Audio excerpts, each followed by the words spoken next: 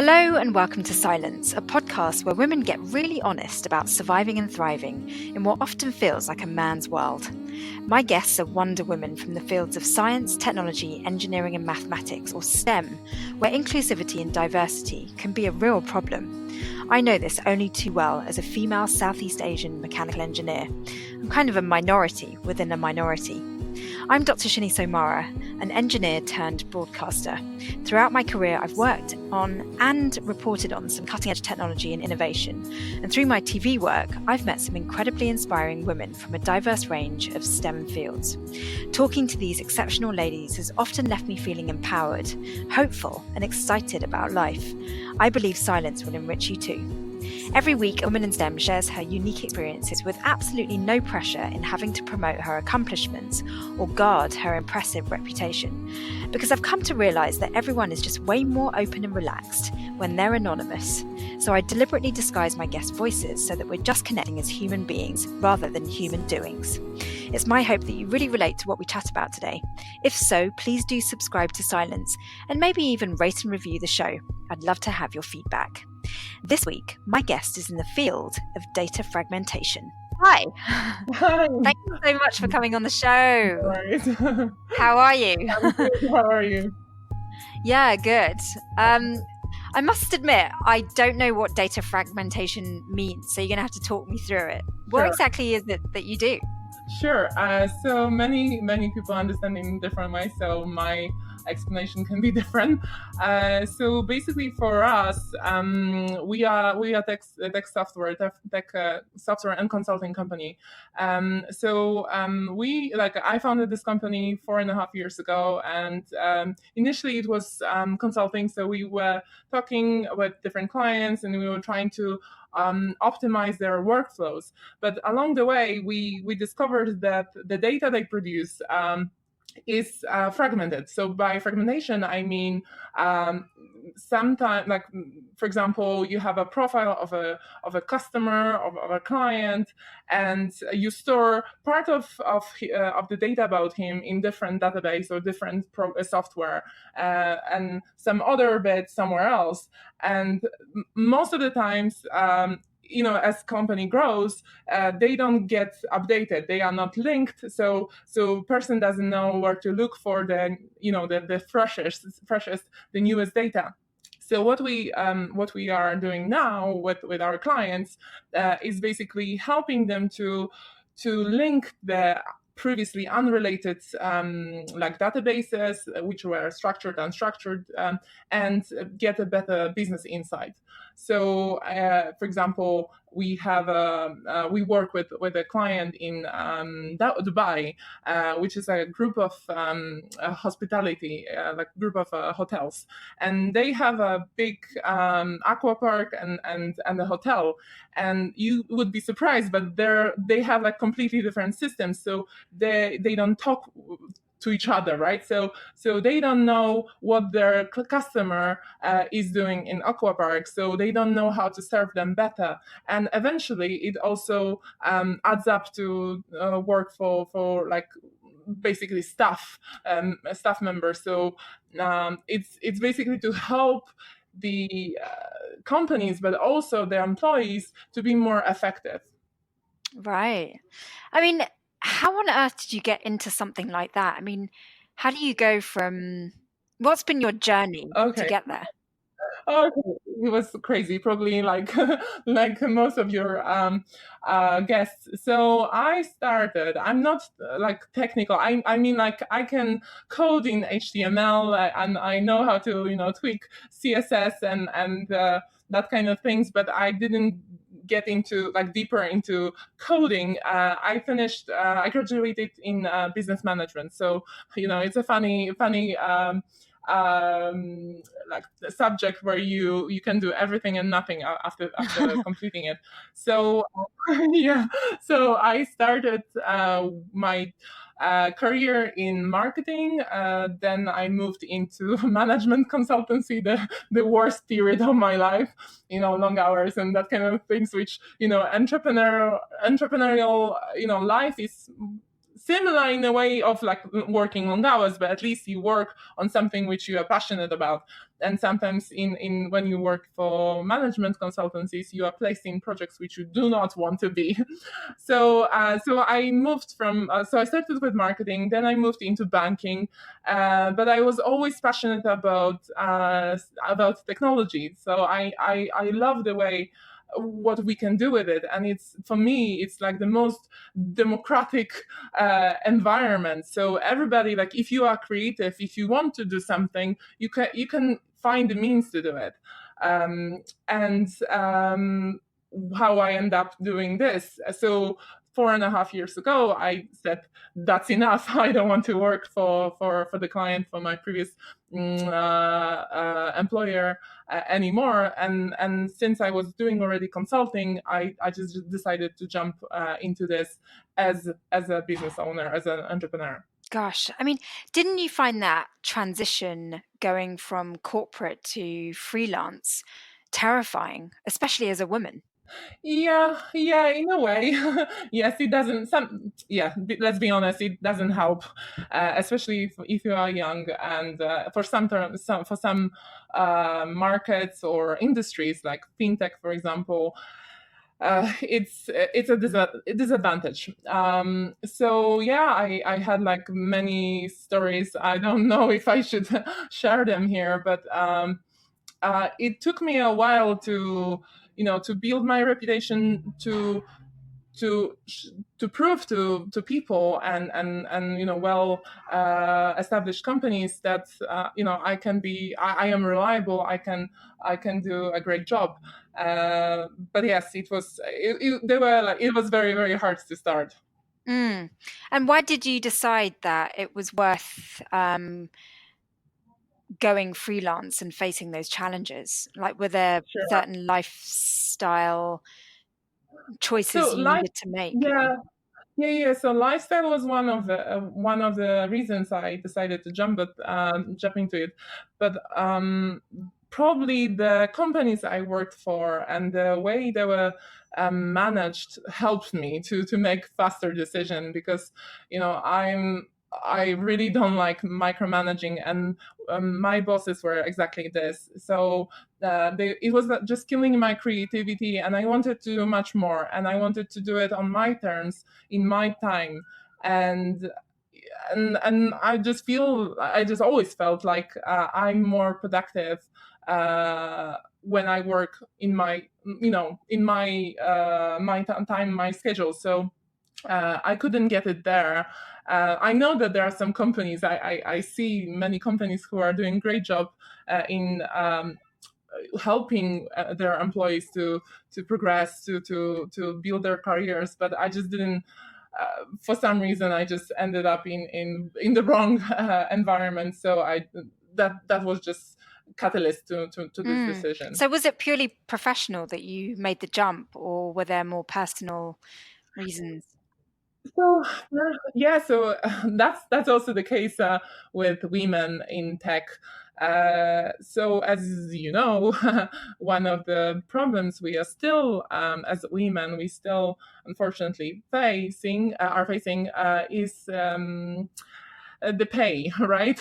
We are not paid the same as men in many situations, and that was also my case, because I was working in this management consultancy, and it was a graduate scheme, graduate level, and I was onboarded on the same project with a few of my male colleagues, and we were doing exactly same job. And when it came to promotion, it was like an annual review. They got much Mm. more money. So and there are many situations like this. There were many situations, and it just felt like maybe it will be more difficult in the beginning, but at least I can choose, or at least I can have a feeling of more control over like who I want to work with, who I can work with, and respect I will be getting. Gosh, so that must have taken a lot of self-belief to think. you know what, I can do this by myself. I can command fees that I deserve rather than being underpaid in the corporate structure. Yeah, or maybe naivety, like being naive. Yes, so this is one, and second, maybe like I'm 31 years old now, and I'm starting to analyze how this whole thing happened, and maybe that's also because I never had a father, and he left us when I was 3 months old. So I don't remember him. All I know, all I saw of him was few pictures which my mom showed me.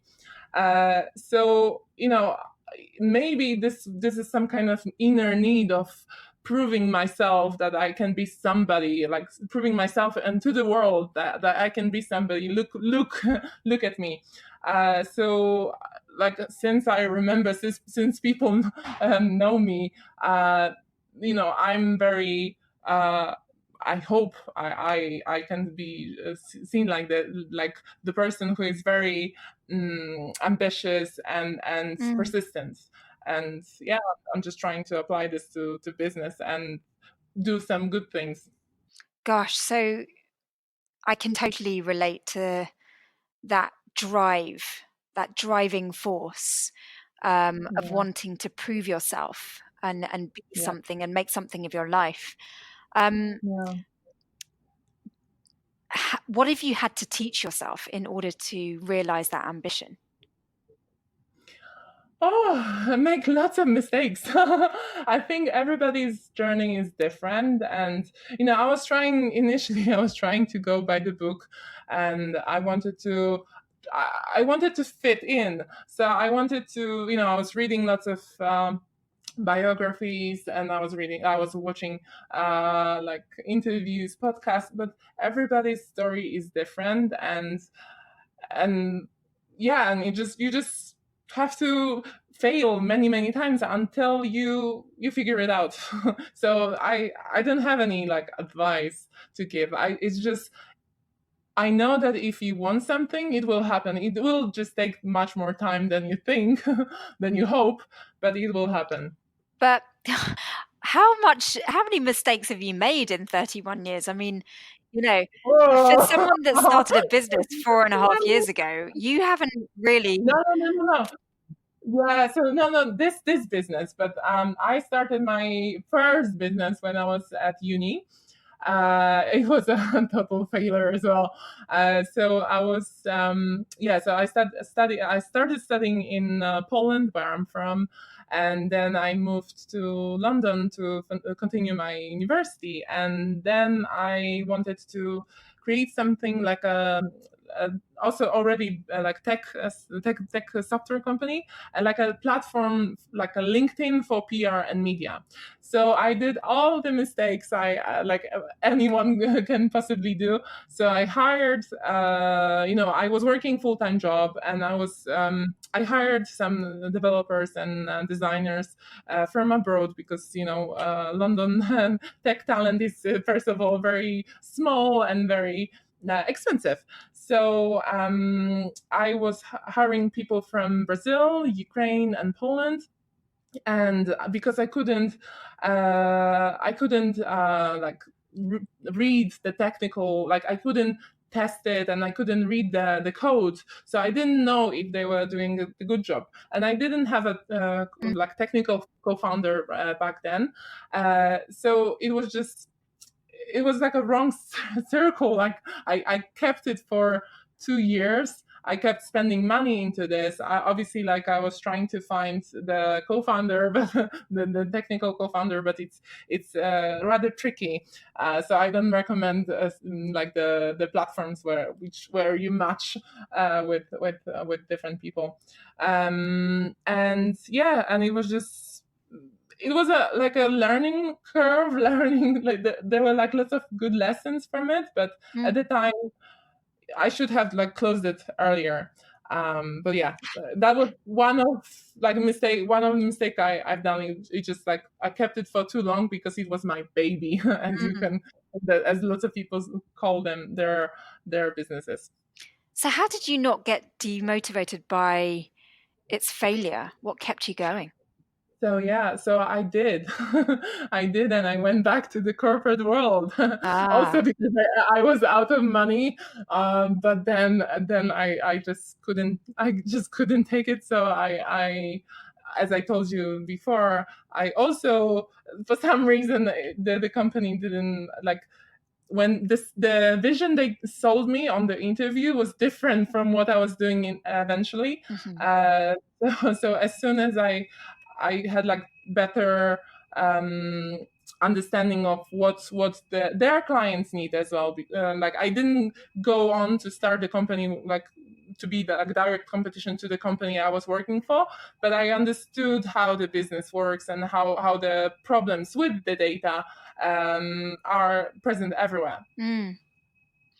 Gosh, I must admit, I really admire your courage because Thank you. going into technology is scary. I mean, technology itself can be extremely intimidating, but it doesn't seem to have intimidated you. It does because I'm not so technical, right? So I love to learn about new tech. I love to learn about actually the like the human side of it, right? Like how it can affect our creativity or our health. But yes, like I'm missing the part where I could you know the technical background. So I wasn't so fortunate that to to learn how to code. I know I can still do it. I just prefer to be to excel in different fields. But like I think for new generation, for the children, like um our children, I don't have any children yet, but when I will, I want them to learn how to code, or at least to understand how the tech, like the deep understanding of how technology works, because like Mm. this is like technology is everywhere now, in any industry, Yeah. in any business, and not business. Yeah, I mean, in some schools, coding is actually compulsory because it's as important as learning a language. Yes. It's considered to be. Yeah. So, Yes. So the problem for me was when I was in primary school, we didn't have this option. Like the guys, like so I already faced the division between like girls going into like more human or like biology or chemistry or like linguistic fields, and guys like boys were going into mathematics, physics. So they had their ways, like they had their door open to to study science, like technology in mm, at university. So yeah, so I never even thought, I didn't have a role model, so I never even thought about going and study tech. yeah, that was actually going to be one of my questions is like, who were your role models? I mean, where did you get this belief that you could excel in a subject that wasn't something you studied? Sure. So as such, I don't have any like a role model, like one role model. I love people who are daring. So I love like Richard Branson, but everybody will probably mention that. But I like also like people I know, because I know how hard it was for them to do, to arrive where they are now. So I don't know if you've heard, if you know, Roxanne Varza is, for example, one of my like person I look up to. She's now the director of Station F. It's like the biggest startup campus in France, in Paris. And the journey she went through is incredible, and now she's she's managing huge project, and helping now thousands of startups to excel. So she's one of the person I really like and admire. And also Adriana Gascoigne, who is the founder of the organization I volunteer for, and Girls in Tech. So she started it 11 years ago. in San Francisco, because it was much, now you have many more organizations helping, like supporting women in STEM fields. But at the time, it was not so easy to find other girls or women who are also working in tech. So she felt like she needs to do something about it, and now it's a huge organization. It has like 65 chapters around the world. So I manage the London chapter, and we try to replicate. We try to do great things for other women, because we have to support each other. Yeah, I mean, do you think these organizations to encourage girls into tech are effective? Some of them, yeah, it depends. Yes, it all depends.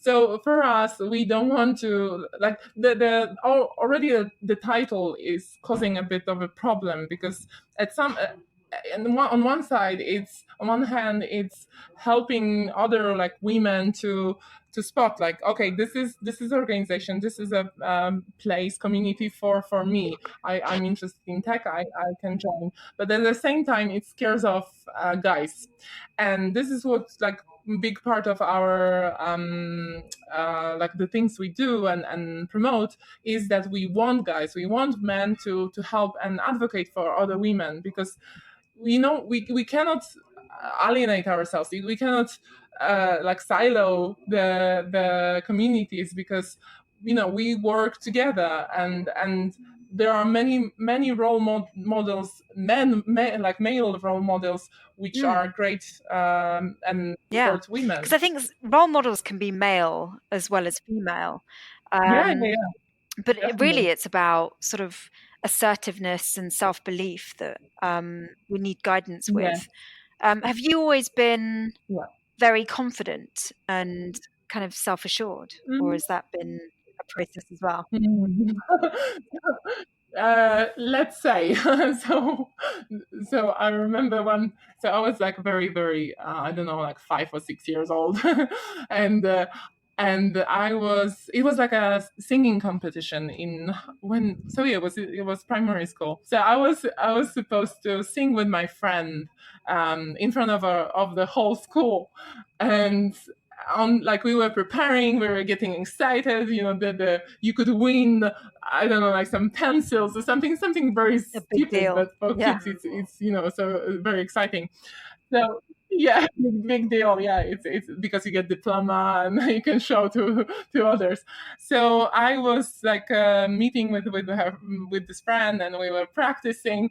And on the day of the contest, her mom comes to me and she says, like, oh, I don't know, I forgot her name, but like uh, Selena is sick, and she's not going to sing with you. And that was the moment, like, I had to make a choice, right?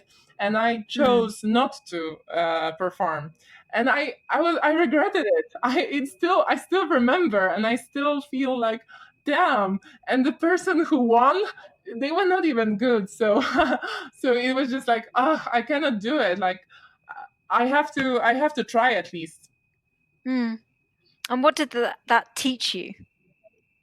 Yeah, like you have to, like, even if you are scared, you have to try new things. You have to Mm. speak, like, for example, with now with business development, like I mainly focus myself on business development for our business, and I have to reach out to much more like mature and respected and time, like, very busy individuals, and I just go for it, because I know that if I don't, first of all, our business will die out of cash flow, and yeah, it's just great when something happens out of it. So it's scary, but the returns are immense. You seem to be a very sort of ballsy woman, to be honest. Like, and being so young and everything, how have you coped with dealing with probably some unconscious bias from men in the workplace? Mm-hmm, mm-hmm.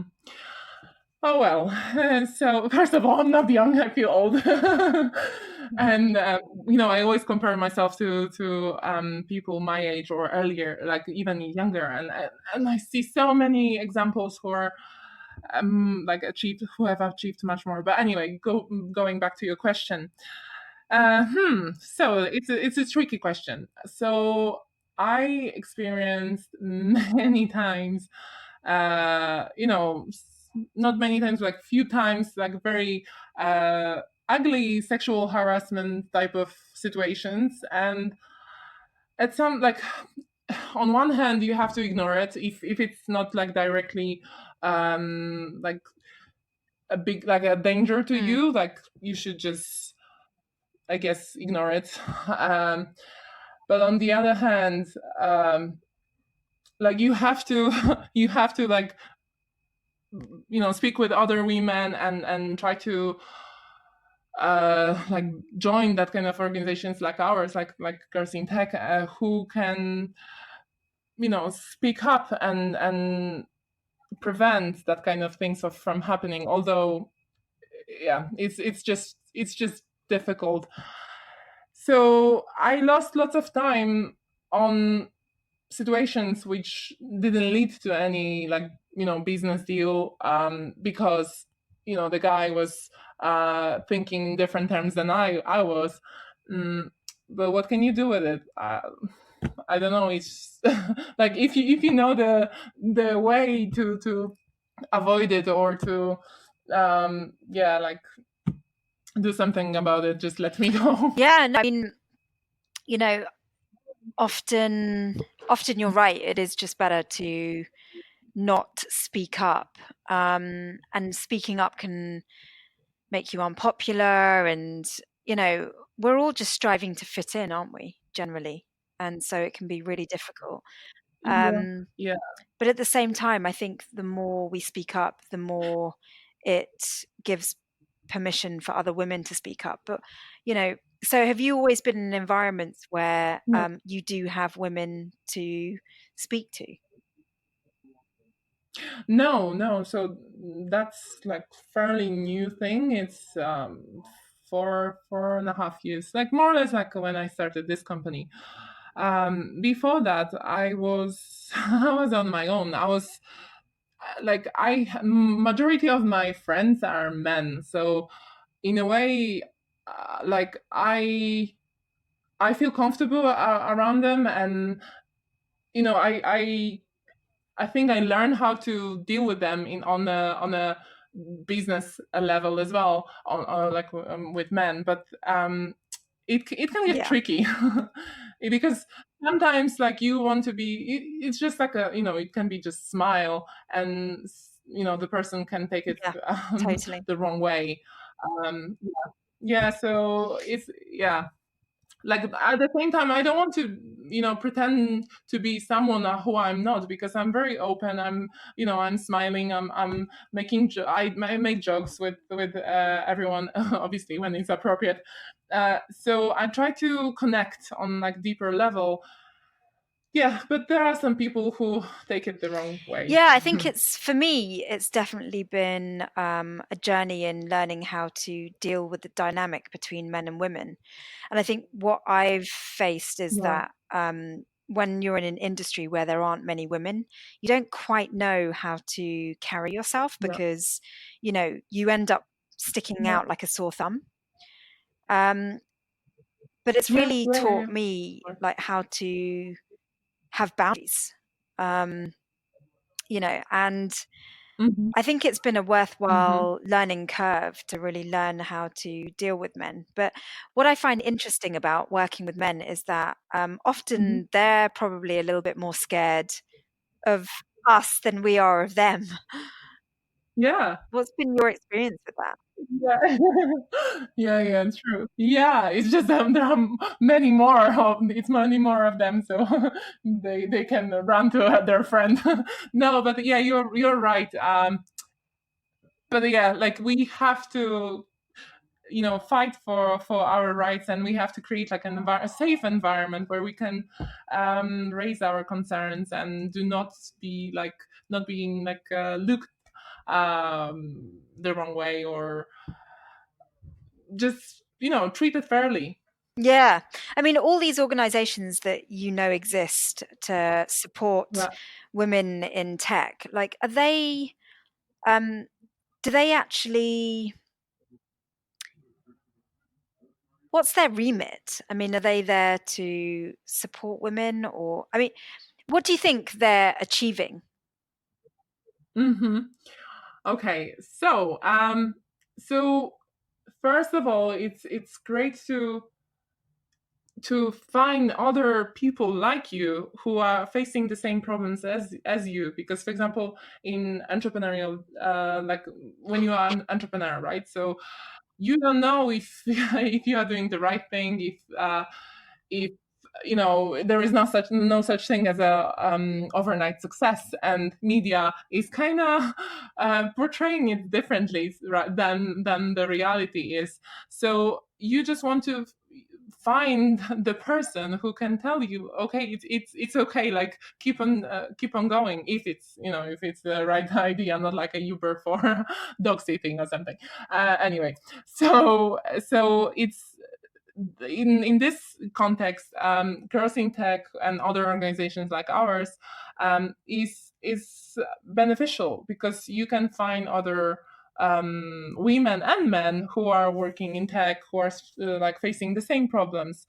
But yes, it's, as I mentioned before, it's like very, very important not to create division between Mm, we are men, we demand more money, better rights, because it's not war. Like we have to collaborate. We have to work with each other. mm. So it's more about smoothing over the differences rather than creating a group where women can fight for more. Yeah, no, no, definitely. Like I wouldn't like to be that kind of organization. Like represent that kind of movement as well, because it doesn't lead to anything. Yeah, I mean, there definitely seems to be a softening between men and women's role in society, because I Yeah, think in previous generations, men had to fulfill certain yeah, duties, right. and same with women, and they Yeah, were very separate. yeah. Whereas those Yeah. duties seem to be merging. Do you see that? Yeah, yeah, definitely. And like new tech or like internet helps a lot, because remote working can help in parenting, right? So you can divide Mhm. someone can stay at home working while working and looking after the child. And likewise, as you said, like before, men were required, or they had to provide for the family, but Expected. yeah, expected, exactly. But some of them maybe wanted to stay with kids longer, right? So now it's happening. I know, like in Sweden and Norway, like the countries like that, is it's very okay for a father to stay at home with a kid. And I think it's also like, in terms of like days off, it's much more equal than in other countries. Yeah, I must say, you're not the first person to have mentioned that technology is really helping people to get more of what they want. I think technology is allowing a fluidity Yeah, in business. yeah. Um, so, it's really exciting from that point of view, because I guess as an engineer myself, I look more at the technology and what it does, whereas I've never really thought of technology as empowering people. Mhm, mhm. Yeah, so like look at so many examples of like single mothers who started their own like small business. I don't know, selling, like creating like a Shopify e-commerce business, and Mm. they sell, I don't know, like children's clothes or jewelry, or some kind of products which they can create or they can import, and they are doing, like, there are so many examples which of women who are, and men who are doing great. So it's much, and all this nomad community. You have so many people working from around the world, and it's possible. Like, you can work from London office, or you can go to, I don't know, somewhere where there is internet, and be remote but still be connected to your colleagues. So are you hoping that the corporate world will die out, or do you still need it to survive yourself in your business? So we are quite lucky in terms of like our clients, like the clients we work with are already very remote, not remote. They have the offices, and we have to meet them. But most of the things are okay to handle over internet, so over like Slack or any kind of other means, because it's much easier to manage those kind of things, right? So yeah, so I know when I was still, so almost, yeah, for 5 months, so sorry, 5 years ago, when I was working for this company, management consultancy, um, it was only being introduced by the UK government to encourage the employees to take to work remotely, to work from home at least once a week. So I know that it's changing, and companies are like more and more okay with it. But yeah, it's just the question, and the balance of trusting the employee to do their work at home, because some people prefer to work in the office. Like, they need to feel the presence of their colleagues, and they just, some jobs, like for example design, it's much easier for people to work when they are in the same room. Yeah, it's always so much easier to trust an employee with remote working and flexible hours when you know that the employee loves what they do. Yeah, correct. I agree. And I think with technology and with people like you who were not trained in what you do, but you actually found it because you had a genuine curiosity and interest in it. Yeah. Like, I would trust you to work remotely and with flexible hours, because I get the impression you really want to do what you're doing with your career. Yeah, definitely. And it's like you have so many examples of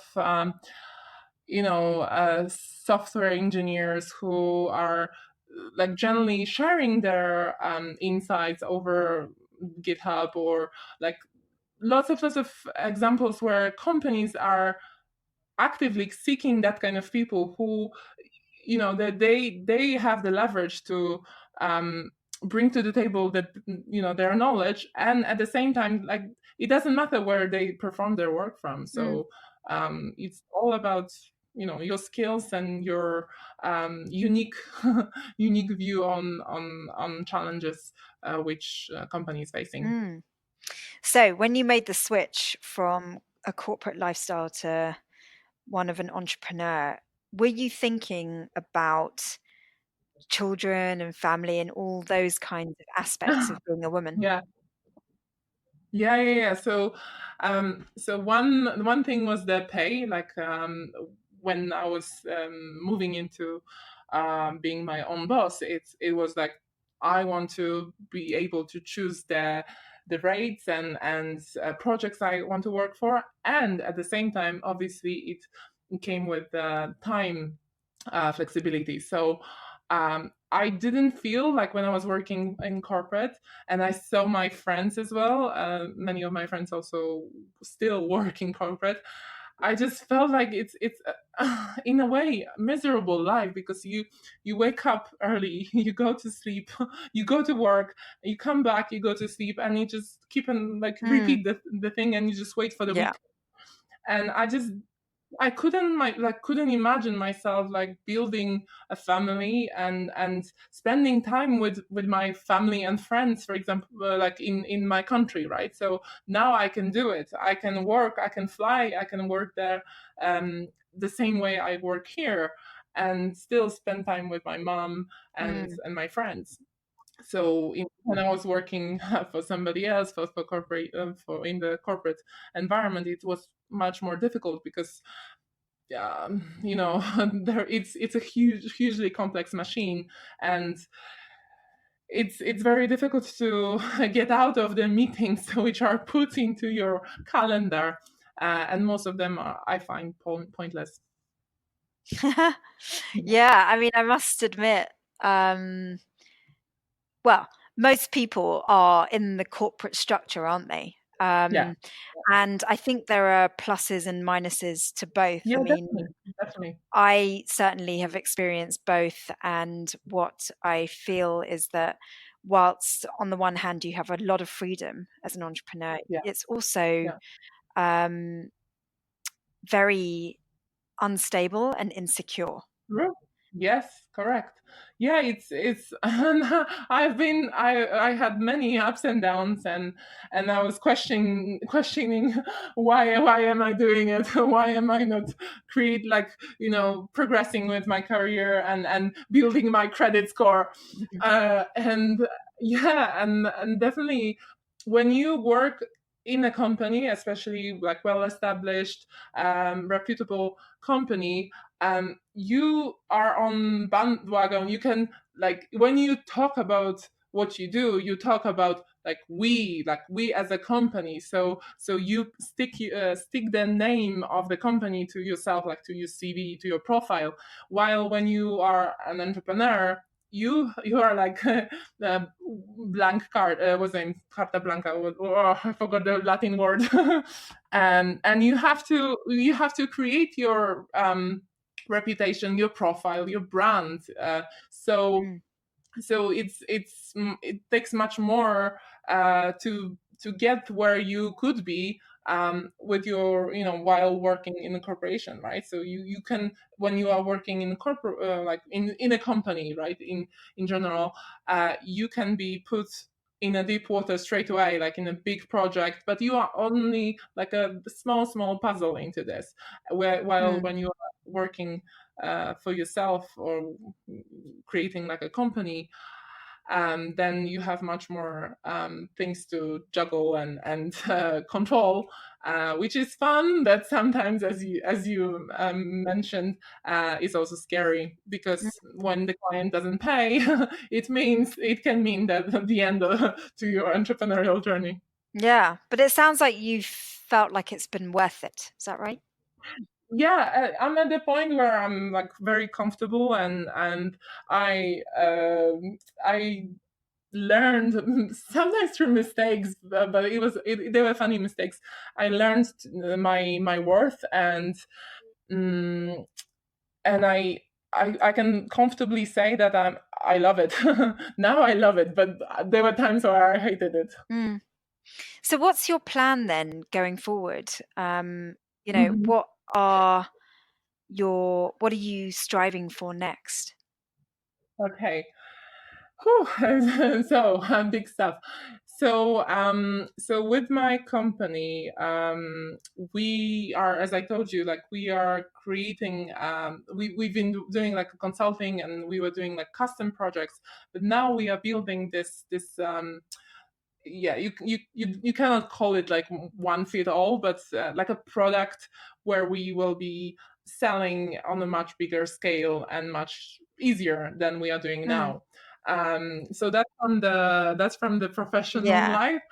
From the private life, from private life, like in 2 years time, I hope I will start to, building my Camila Junior Right. project, and yeah, and then I want a dog and a cat, and the things that other people want as well. How does that work? Because I think, we have many of us have similar dreams. We want the career, we Yeah, want the family, we want it to all work yeah. out. Like, how have you found planning for that? Because life doesn't always go according to plan. Oh no. Yeah, yeah. I thought like by 30 I will be already like well established, well like hugely famous. Not maybe hugely, but like at least like much more influential than I feel I am. And it didn't happen. I'm still working for it, but it's I like it. Like I learned to be more patient, and I think like I'm in the right place because now, as I told you before, I whenever I want to see my mom, like as I told you, like we like I don't have a father and my mom never married, so she's alone. Like I don't have any other siblings, and I just want to. I'm here, I'm in London, she's there. So I just want to spend more time with her and I want to show her the world as well. So I can do it now, and I couldn't when I was working for Mm, the company. And yeah, and it just feels more yeah. free. I love working. I love being involved in with many projects, and it's just the greatness of being able to choose what I work Mm. at. So then in terms of, the family, the junior, all of those things, like, are those Yeah. wheels in motion? Like, do you because I think a lot of career women do actually struggle to meet the right partner because we are so alpha female, and it can be pretty intimidating for guys. How have you found that? Yeah, yeah. Yeah, I found that. I think I found that. I will ask. I will ask him later. But no, yeah, we are really good, and actually we work together, so that's fun. That's fun. That's very funny. No, he's the technical. So in a way, it's a great coincidence because he's by background he's a software engineer, so he's now yeah, he's Ah, now taking care of all the technical bits and managing the whole tech like dev team. And I can trust him. So I tell him if he yeah. doesn't do it, no sex. No, no, joking. Ah, okay. Joking. No, he's great, and we talk about it many times. Like I drive him crazy because he's much more um, calm and patient as me, Mm, and I want things to be like to for yesterday to be done by yesterday. But yeah. he is great because he compliments me and he understands me, and I can like he can relate to the projects projects sorry problems I face and I go through, and he's always so supportive. So I'm like this bit I like it's awesome. Yeah. It's so important to have a good, strong Yes, support system. yes, yeah. Um, did you have that support system, before or after you left the corporate world? From you mean from from other guy from my love life or from anybody from friends or Well, okay, so have you always had support, or have there been times in your career where you've been doing all of this completely alone? mm, so tough stuff And because I'm not yeah just talking like maybe financially, but I'm also talking like emotionally, you yeah know? yeah yeah yeah, yeah. So for example, my mom has been always supportive, and she always like whatever I did, she was very caring, and she was always like supportive. But at the same time, she is from different generation, and she's complete opposite of me. So she's risk averse, and she worked one job in the whole like for her whole life, so for some things she didn't understand me, and obviously I couldn't get her advice. Mm, But I think I can say I was pretty lucky because I was not always, but like for a long time I've been thinking to start something. So even like already when I was at uni, so I was already attending, events and trying to reach out to people who were already like much further in their entrepreneurial journey. So I had some kind of mentors, but there were times where I was feeling alone, because when you build, like when you work on something, like no one believes in it as much as you are. So yes, like entrepreneurship is it's a very lonely journey in the end. Yeah, that's true. I didn't think of that actually. Like, being an entrepreneur requires an incredible amount of self-belief. Yeah. Um, where has that come from for you? Hmm. Hmm.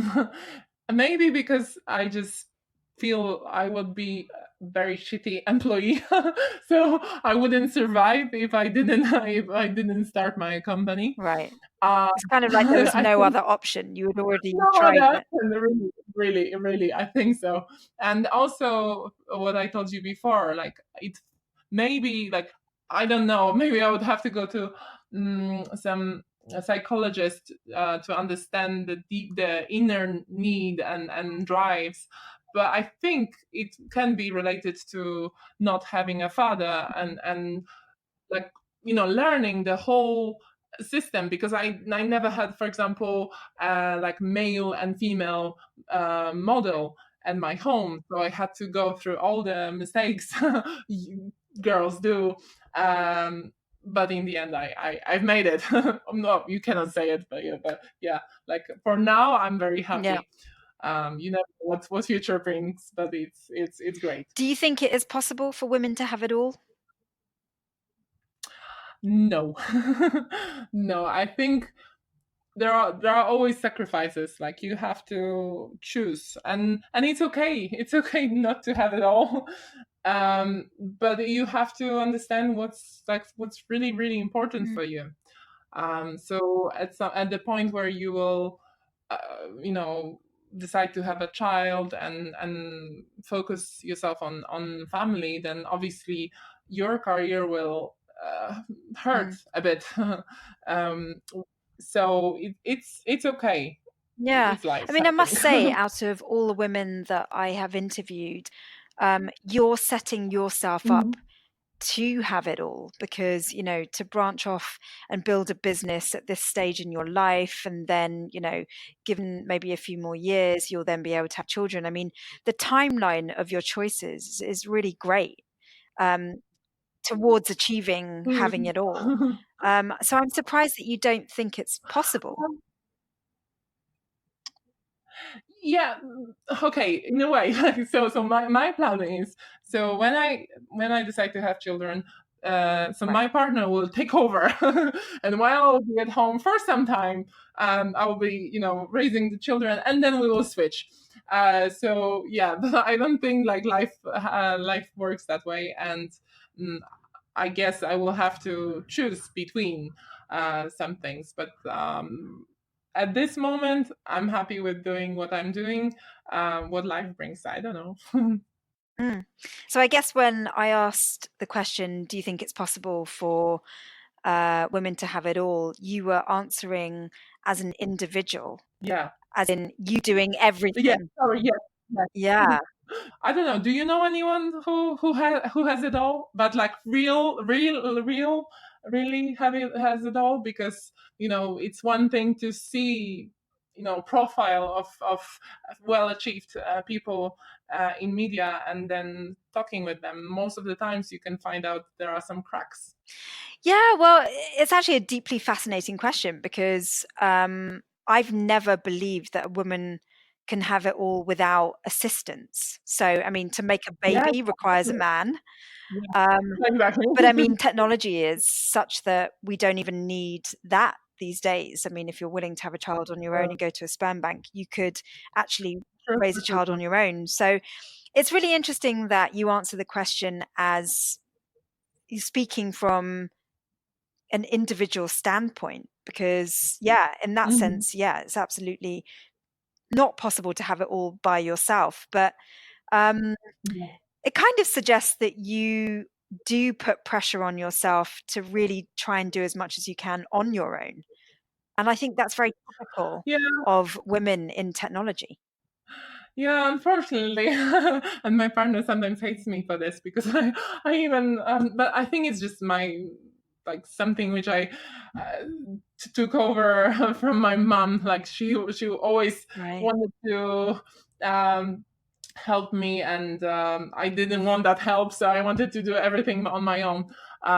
So yeah, unfortunately, I sometimes do the same mistake with him. But yeah, tricky. Well, I mean, I'm absolutely in admiration of you because you sound like a very tenacious woman who is willing to take on so much in order to achieve success. And so I wouldn't ever consider, your strength of character to be negative in any way.